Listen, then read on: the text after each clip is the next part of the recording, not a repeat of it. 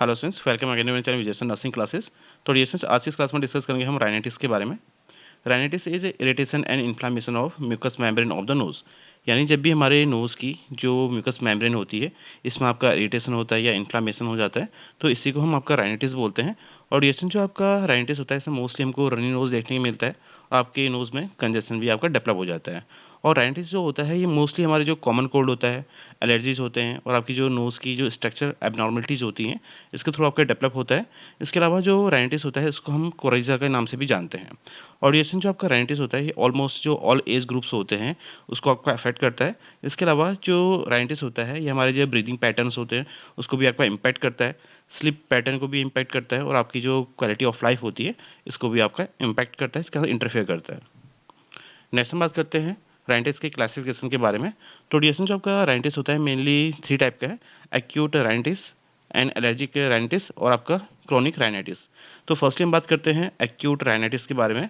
Simple acute rhinitis is an inflammatory condition of the mucous membrane of the nose and accessory sinuses caused by the filtered viruses। तो reaction जो आपका simple acute जो rhinitis है, यानी जो coryza है, जिसको आपका कॉमन कोल्ड के नाम से भी जानते हैं, ये एक आपकी मोस्ट कॉमनली एक इन्फ्लामेटरी कंडीशंस होती हैं जो आपके नोज की जो म्यूकस मेम्ब्रेन होती है, उसको अफेक्ट करती है। और रिएक्शन के अलावा हमारे कुछ जो एसेसरी साइनसेस होती हैं, इसको भी आपका अफेक्ट करता है। और ये मोस्टली जो आपके फिल्टर जो वायरसेस होते हैं, इसके थ्रू आपका डेवलप होता है। It occurs most often in the cold and winter month. और ड्यूरेशन जो आपका एक्यूट राइनाइटिस होता है, मोस्टली आपके जो कोल्ड होता है या आपके जो विंटर मंथ्स होते हैं, उसमें आपका डेवलप होता है। And it is generally spread by the droplet contact from the स्नेजिंग। और मोस्टली जो एक्यूट राइनाइटिस होता है, ये आपका जो ड्रॉपलेट्स होते हैं, उसके थ्रू आपका ट्रांसफर होता है। And the condition is contagious for first 2 to 3 days. और ड्यूरेशन जो आपका एक्यूट राइनाइटिस होता है, ये आपके फर्स्ट 2 to 3 डेज में हाईली कंटाजियस होता है, यानी आपका इजीली स्प्रेड हो सकता है, ट्रांसफर हो सकता है।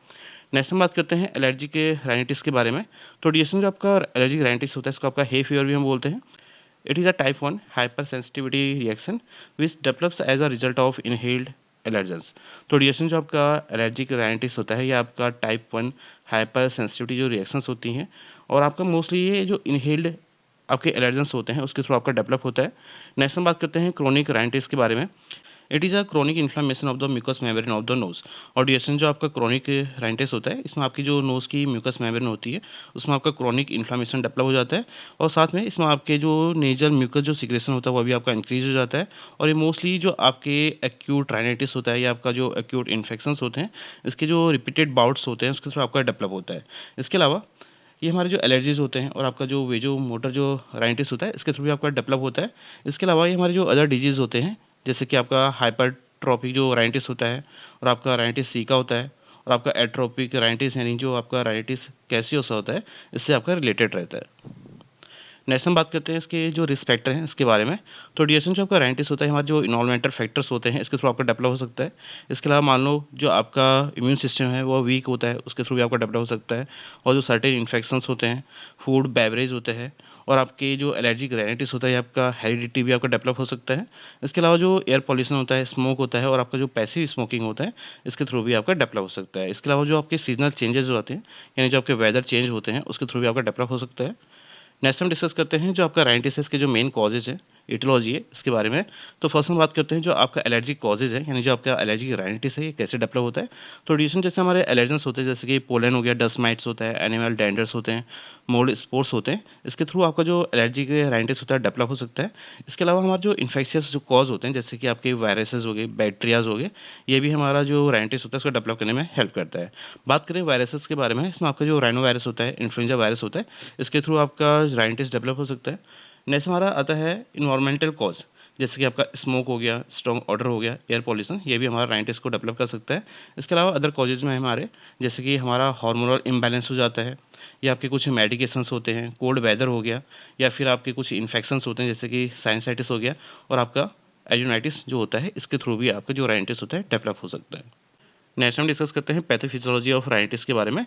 ड्यू टू इटोलॉजिकल फैक्टर, यानी जो हमारे कॉजेज थे, जैसे कि एलर्जन हो गया, वायरस हो गए, और इरिटेंट्स हो गए, इसके थ्रू जो आपका नेजल मिकोसा होता है, इसमें आपका स्टिमुलेशन होता है। और जब आपके नेजल मिकोसा में स्टिमुलेशन होता है, तो जो आपका इम्यून सेल्स होते हैं, उसमें आपका एक्टिवेशन होता है। जैसे कि आपका मास सेल हो गया, और आपके जो बेसोफिल्स होते हैं, ये एक्टिवेट हो जाते हैं। और जब ये आपके एक्टिवेट हो जाते हैं, तो उसके बाद जो केमिकल मेडिएटर्स होते हैं, जैसे कि हिस्टामिन है, लिकोट्राइन्स हो गए और आपका जो प्रोस्टाग्लैंडिन्स होते हैं ये आपका रिलीज होना स्टार्ट हो जाता है। और इसके बाद जो वेजोडाइलेशन होता है और आपका जो कैपिलरी परमिबिलिटी होती है वो आपका इंक्रीज हो जाता है और आपकी जो नेजल मिकोसा होता है इसमें आपका एडिमा डेवलप हो जाता है, यानी आपकी स्वेलिंग भी देखने के लिए मिल सकती है। इसके बाद जो आपका गॉबलेट सेल्स होते हैं वो आपका स्टिमुलेट होते हैं, जिससे आपका जो म्यूकस होता है उसका हाइपर सिक्रेशन होना स्टार्ट हो जाता है। और इसके बाद नेजल ऑब्स्ट्रक्शन और आपका पेशेंट में राइनोरिया देखने को मिलता है, यानी रनी नोज देखने के लिए मिल सकता है। And stimulation of sensory nerve, इसके बाद जो पेशेंट होगा उसमें आपकी जो सेंसरी नर्व होगा उसमें आपके स्टिमुलेशन होगा और पेशेंट में हमको स्नीजिंग और ईचिंग की कंडीशन देखने मिलती है और आपका राइनोरिया डेवलप हो जाता है। नेक्स्ट हम डिस्कस करते हैं क्लिनिकल मैनिफेस्टेशन, यानी जो आपके साइन सिम्टम्स होते हैं राइनोरी के, इसके बारे में। तो फर्स्ट सिम्टम है आपका आई सिम्टम।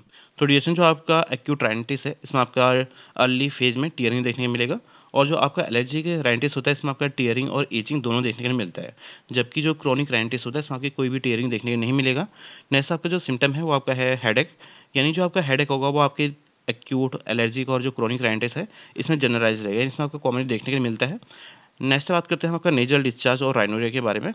तो एक्यूट राइनिटिस में आपका जो नेजल डिस्चार्ज होगा स्टार्टिंग में आपका वाटरी रहेगा, बाद में आपका म्यूकोइड देखने को मिलता है। इसके अलावा एलर्जी जो राइनिटिस होता है इसमें आपका थिन वाटरी डिस्चार्ज देखने को मिलेगा और साथ में जो आपका क्रोनिक राइनिटिस होता है इसमें जो नेजल डिस्चार्ज रहेगा वो आपका सीरस रहेगा या आपका पुरुलेंट और म्यूको प्रुलेंट देखने के लिए मिल सकता है। नेक्स्ट हम बात करते हैं नेजल पोलैप के बारे में। तो जो आपका एक्यूट राइनिटिस होगा इसमें आपका कोई भी नेजल पोलैप देखने को नहीं मिलता है, लेकिन जो आपका एलर्जिक और जो क्रोनिक राइनिटिस होता है इसमें आपका कभी कभी जो पोलैप होता है वो आपका डेवलप हो सकता है। नेक्स्ट हम बात करते हैं टर्मिनेट्स के बारे में। तो रिएक्शन जो आपके टर्मिनेट्स होते हैं वो हमारी नोज़ में प्रेजेंट रहते हैं। तो रिएक्शन जब भी आपका एक्यूट राइनिटिस होता है इसमें जो आपके टर्मिनेट्स होते हैं वो आपका एडिमेटस हो जाता है, यानी इसमें आपका एडिमा डेवलप हो जाता है। और जो एलर्जिक राइनिटिस होता है इसमें जो आपके टर्मिनेट्स होते हैं नोज़ में वो आपके पेल म्यूकोइड हो जाते हैं और आपका उसमें एडिमा भी डेवलप हो सकता है। और इसके अलावा जो क्रोनिक राइनिटिस होता है इसमें जो आपका टर्मिनेट्स होते हैं वो आपके इलार्ज हो जाते हैं। नेक्स्ट हम डिस्कस करते हैं डायग्नोस्टिक इवैल्यूएशन, यानी जो डायग्नोस्टिक फाइंडिंग्स होते हैं और जो इन्वेस्टिगेशंस होते हैं राइनाइटिस के बारे में। तो फर्स्ट आपका complete medical history and physical examination is perform to find out the exact cause of the rhinitis. तो पेशेंट का फर्स्टली हम आपका मेडिकल हिस्ट्री चेक करते हैं और आपका फिजिकल एग्जामिनेशन करते हैं ताकि जो राइनाइटिस का जो एग्जैक्ट कॉज है उसको हम फाइंड आउट कर सकें। इसके अलावा हम पेशेंट का ब्लड टेस्ट करते हैं, तो इसमें आपका ब्लड काउंट चेक करते हैं। तो रिएक्शन जब भी आपका ब्लड काउंट चेक करा जाता है तो इसमें जो आपके इसिनोफिल्स होते हैं वो आपके नंबर में इंक्रीज हो जाते हैं। इसके अलावा पेशेंट में जो आईजीई एंटीबॉडी टेस्ट होता है वो आपका परफॉर्म किया जाता है।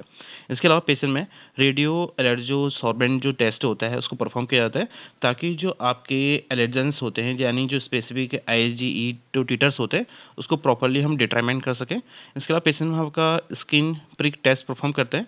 It help to identify specific antigen as well as the degree of sensitivity, यानी जो आपका स्किन प्रिक जो टेस्ट होता है ये हमारे जो स्पेसिफिक एलर्जेंस होते हैं और साथ में जो आपकी डिग्री ऑफ सेंसिटिविटी होता है उसको आइडेंटिफाई करने में आपका हेल्प करता है। इसके अलावा नेजल स्मीयर टेस्ट करते हैं।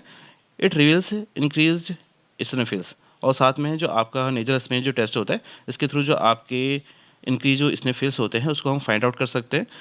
नेक्स्ट आपका इसके अलावा हम पेशेंट में सीटी स्कैन भी परफॉर्म कर सकते हैं। It help to observe detail image of the inside of the body, यानी आपके बॉडी के इनसाइड में जो आपका डिटेल इमेज है उसको ऑब्जर्व करने के लिए हम सीटी स्कैन भी परफॉर्म कर सकते हैं।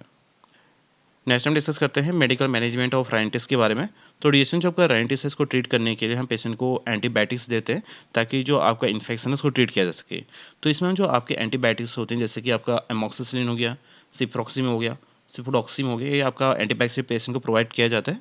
इसके अलावा पेशेंट को एंटी हिस्टामिन जो ड्रग्स होती हैं प्रोवाइड करते हैं ताकि जो एलर्जिक सिम्टम्स होते हैं, एलर्जिक जो राइनिटिस होता है उसको ट्रीट कर सकते हैं। इसके लिए हम पेशेंट को लोटाटाइडिन और आपका सिट्राजिन, लिवोसिट्राजिन और आपका फेक्सोफेंटाडिन जो आपके एंटी हिस्टामिन ड्रग्स होती हैं वो आपका प्रोवाइड करते हैं। इसके अलावा पेशेंट को हम आपका इंट्रानेजल जो कॉर्टिकोस्टेरॉइड ड्रग्स होती हैं जैसे कि फ्लूटिकाजोन हो गया, बिडोसिनाइड हो गया और आपका मोमेंटाजोन हो गया, तो ये ड्रग आपका जो स्वेलिंग होती है और जो इन्फ्लेमेशन होता है इसको रिड्यूस करने के लिए पेशेंट को प्रोवाइड किया जाता है। इसके अलावा पेशेंट को हम आपको जो लिकोट्राइन जो इनहिबिटर्स होते हैं जैसे कि आपका मॉन्टेल्यूकास्ट होता है वो प्रोवाइड कर सकते हैं। इसके अलावा जो सीवियर एलर्जी जो राइनिटिस होता है इसको ट्रीट करने के लिए हम पेशेंट में एलर्जिक शॉट्स प्रोवाइड करते हैं, यानी इम्यूनोथेरेपी आपका प्रोवाइड करते हैं। इसके अलावा पेशेंट को नेजल जो डिकंजेस्टेंट्स होते हैं जैसे कि आपका ऑक्सीमेटाजोलाइन जो नेजल स्प्रे होता है, सीडो एपिड्रिन होते हैं, ये आपका प्रोवाइड करते हैं।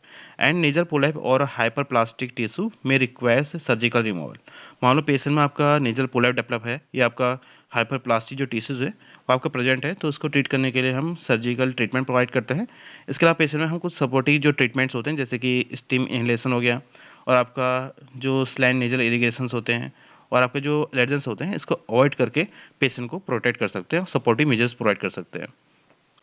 नेक्स्ट हम डिस्कस करते हैं सर्जिकल मैनेजमेंट ऑफ राइनिटिस के बारे में।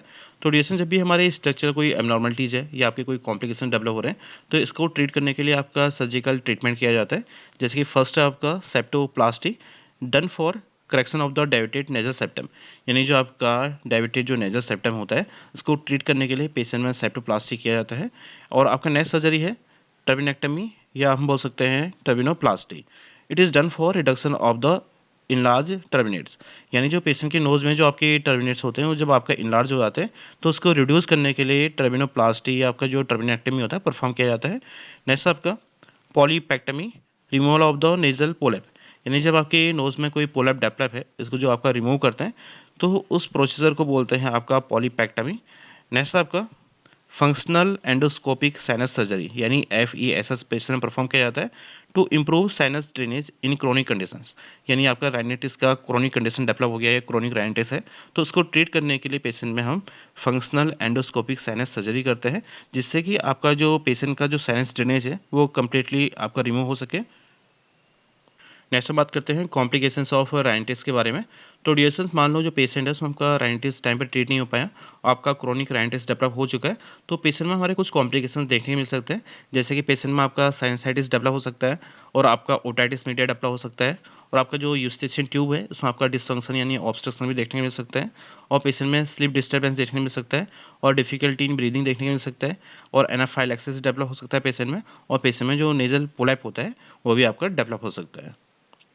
Thank you students for watching this video. Please don't forget to like, share and subscribe this channel for more updates.